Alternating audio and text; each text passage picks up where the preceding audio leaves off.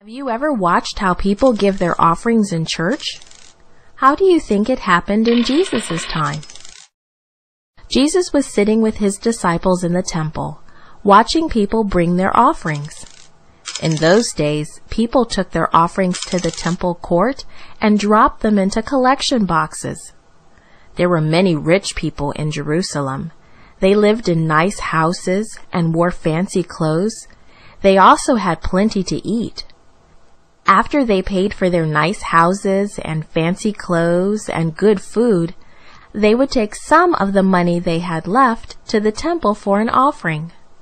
Dressed in their finest clothes, they would go to the temple when they knew a lot of people would be there. After looking around to make sure people were watching them, they would pour their money into the collection boxes. They liked it when their money made a lot of noise. And they liked it when people turned to see who had put so much money into the collection box. They hoped people were whispering, "Look, see how much offering that person brought? He certainly is generous." Jesus knew that those rich people brought only what was left over after they had purchased all the things they wanted. He knew that they had not given up a single thing. They had not gone hungry or done without fancy clothes. They had not sacrificed. Then Jesus noticed a woman at the collection box. He knew that her husband had died and that she was a widow. Many times she had no food to eat. The woman looked around to see if anyone was watching. She was very embarrassed because she could only bring a very tiny offering. When she thought no one would see her, she slipped 2 tiny coins into the collection box and hurried away.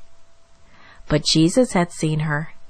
He had seen the 2 tiny coins she slipped into the offering box. Jesus said to his disciples, "This poor widow has put in more than all the others. She has given all that she has."